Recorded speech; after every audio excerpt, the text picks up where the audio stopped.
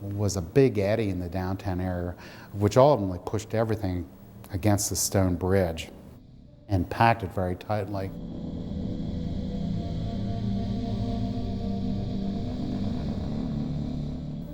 This is one of my favorite photographs of the Johnstown flood. The Schultz house was carried about a half a mile by the flood wave, skewered by a tree. The photograph was taken time and time again by the photographers that came here after the disaster.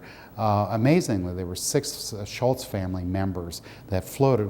The house was carried half a mile by the flood. Amazingly, all 6 members of that family survived the Johnstown flood. In fact, we even have their meat platter at the museum.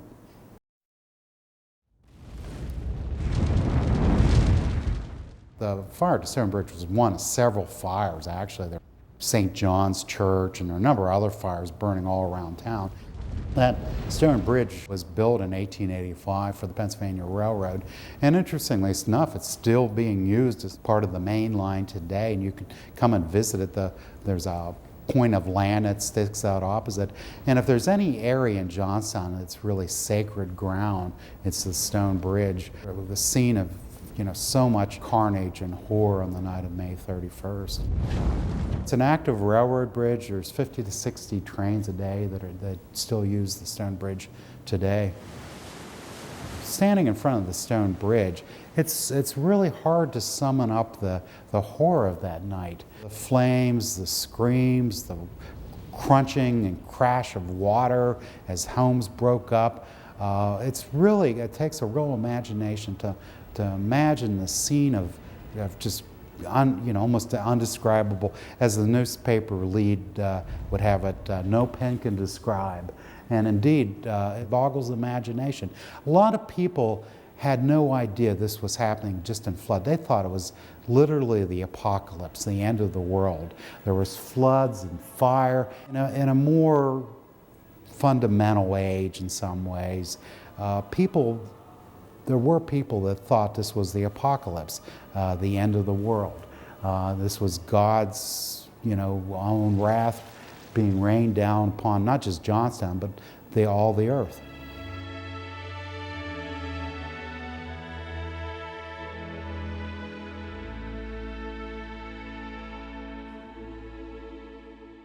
The Hulbert House Hotel was Johnstown's premier hotel, and it opened up in the 1880s. And it had steam, heat, an elevator.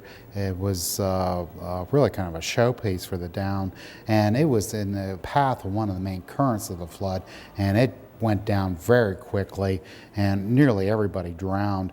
There's quite a few stories about the Hulbert House. One of my favorites, though, is one that we reconstructed. It's not told in any of the histories, but we've got a series of letters from a Maggie Irwin in a Bible, and we're trying to figure out who Maggie was.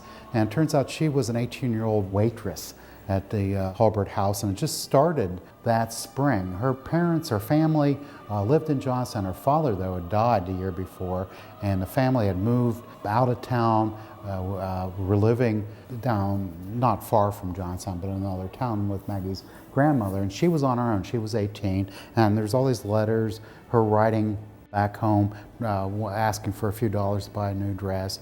And sadly, we went to research this. She died in the Johnstown flood. One of the flood authors, scribes, seeing the body of this waitress, who we think was probably Maggie Irwin, and her family was poor. Again, they'd moved because of circumstances. Her body, turned out, was not claimed by relatives, and she's actually buried in the public plot, the unknown plot up in Grandview Cemetery, rather than having her own marker. One of the things I really like about this film is how it uses the stories, really the period accounts. What you don't have is the kind of historical, the distance that historians often give to an event. There were a dozen different histories published within 6 months after the Johnstown flood. The initial ones weren't very good, but as time went on, some of them are quite good, and they have sort of an immediacy.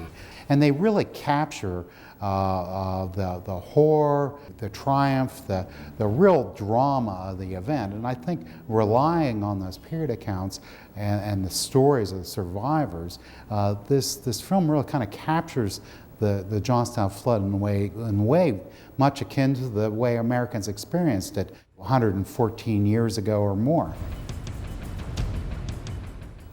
When the first that people outside of Johnstown knew about the Great Flood was when they saw bodies and wreckage come tearing by in the Conemaugh River below Johnstown. In fact, in Pittsburgh on the day after the Great Flood, tens of thousands of people gathered along the Allegheny River to watch the wreckage of Johnstown come streaming by Pittsburgh on its way to, down the Ohio River Valley.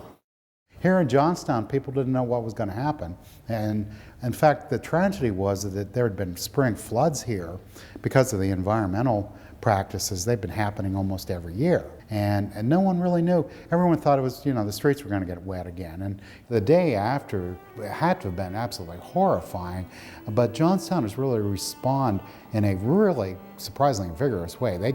They're out crawling across the wreckage, driven to try to find what had happened to their family one way or another. The town came back to life really quickly. They were completely cut off from the outside world. There's 20 miles of track that had been wiped out by the Johnstown flood. Telegraph lines were down. Really, the outside world knew about Johnstown, most by seeing bodies and wreckage come tearing down the Conemaugh and Allegheny rivers. In Pittsburgh, of course, there was bodies and wreckage streaming by Pittsburgh on Saturday, June 1st. And so before people could come into Johnstown, residents had to begin the search for, for the living to see what members of their families had survived. And really, in their own way, the recovery started immediately after the Johnstown flood. It eventually took the whole world's charity. It was an awesome job. Saturday, June 1st, you had your first relief train coming in. 55 undertakers came in from Pittsburgh, along with the press and some relief workers and the National Guard. Even before outsiders could get to Johnstown, hundreds of them met right outside the flooded district up on Adams Street and began forming committees, police and finance. There was even a committee to remove the wreckage. Then in the weeks after the flood was our first experience with tourism. They had excursion trains coming in from Baltimore and Washington, bringing hundreds of tourists who came to Johnstown and walked around, picked over the wreckage, and taken home souvenirs. Some enterprising residents actually set up relic booths where they'd sell broken pottery and piano keys and what have you, which became people's souvenir of the Johnstown flood. This photograph is the Cambria Iron Company office building, and from where we're recording in the Johnstown Flood Museum, we're literally across the street. This is the original St. John's Church, which was one of the big fires on the night of May 31st. It burned down to the water line and had to be raised and rebuilt. When the flood wave breached the one end of the embankment for the Stone Railroad Bridge, the flood raced down through the Cambria Iron Works in Cambria City and really tore out the sections, the west end of Johnstown. The Cambria Iron Company was devastated. They had about a $3 million loss on a $17 million investment in that plant. Interestingly enough, as bad as that damage was, the mill was back in partial operation in just 8 days, and many of the buildings in that section still survive today. In fact, Johnstown Steel Mill, including buildings that were built as early as the Civil War, is a National Historic Landmark, and you can actually visit them in Johnstown today. The recovery effort was a massive undertaking. It took way more bodies and way more help than Johnstown, of course, could muster. And all there were about 10,000 men that were brought in. Just clearing the wreckage of the stone bridge took weeks, and the help of a dynamite expert by the name of Arthur Kirk, who were brought in and just dynamited the wreckage apart, which was bound together with barbed wire and everything. The wreckage would then be pulled to the riverbank and then burned. It was a very slow, very tedious process. The recovery of the dead was a painful and painstaking process. Eventually, there were 9 temporary morgues set up in Johnstown. The bodies were identified as much as possible and temporarily interred, and people spent days and weeks going from morgue to morgue to try to identify the remains of a lost family member. It was fully 6 weeks, well into July, before a day went by that a body was not discovered. There was no lack of horrors following the Johnstown flood. The bodies, the dead, were strewn about everywhere. The smell was just appalling. It wasn't just human remains, of course. Thousands of horses and other animals perished in the Johnstown flood. There was a huge potential for epidemic. In fact, when the state authorities did come in here, they never actually declared martial law. They took control of the town 2 weeks after the flood, though, based on the potential for an epidemic, which basically never really happened, luckily. They doused the whole valley with donated antiseptic solutions, and again, luckily, the epidemic never happened. The identification of bodies was an ongoing challenge for months after the Johnstown flood. In all, about 1 out of 3 were never identified. And as the film indicates, in some cases they were identifying just parts of bodies. We have copies of the morgue records, and are really wrenching to read. In many cases, they're identifying bodies by jewelry or clothing or just other personal artifacts found with the bodies. They mention, of course, the main morgue, which was the Adams Street School morgue, but there were 8 other morgues, and dozens of morticians, volunteers had come in here from Pittsburgh and other cities, along with thousands of donated caskets. So it was a huge effort just to identify the victims, and they were temporarily interred in different local cemeteries. Eventually, the bodies were, in many cases, removed, taken up to the big Hilltop Cemetery, Grandview Cemetery.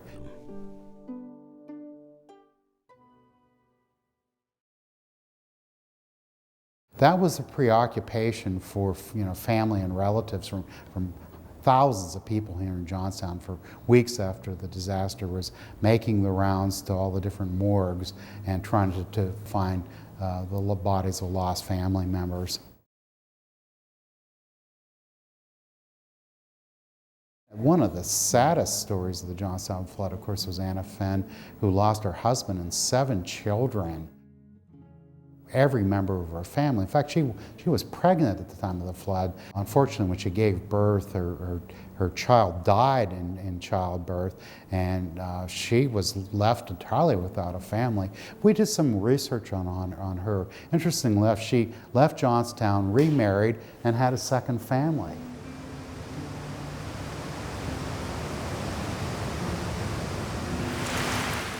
Luckily, there was negligible outbreak. There was a huge potential for contagion and epidemic, and luckily it was kind of cool for a couple weeks after the Johnstown flood. So you had one outbreak of typhoid, but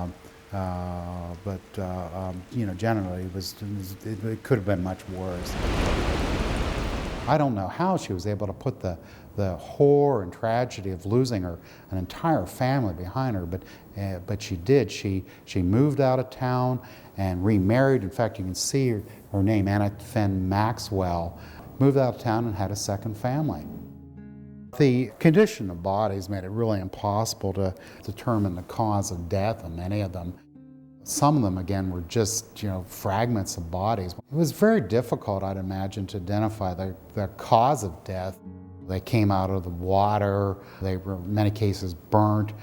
So without an autopsy, it would have been just about impossible to find the cause of death. There's just appalling stories. One of the most horrid is the story of Hetty Ogle. Her body was never identified. She, again, was a telegraph operator here in Johnstown. And they never found her. They found an arm with a telegraph key and wire wrapped around the arm, which was tentatively identified as Mrs. Ogle. Hetty Ogle, who heroically stayed at her post during the Johnstown flood, in fact was the one who received the message from South Florida that the dam was getting bad. This image is taken from the Johnstown Flood National Memorial, the National Park Service exhibit, supposedly a recreation of Victor Heiser on his ride. This shows, of course, a couple of Johnstown's young boys. This must have been a fascinating place to poke around as a teenager in the weeks and months after the flood.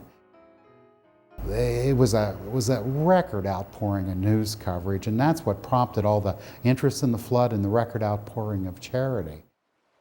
The film gives a long account from one of the news reporters, one of the scores of news reporters that came into Johnstown after the disaster. Of course, it was very difficult to get into Johnstown in the first week after the flood because there was no trains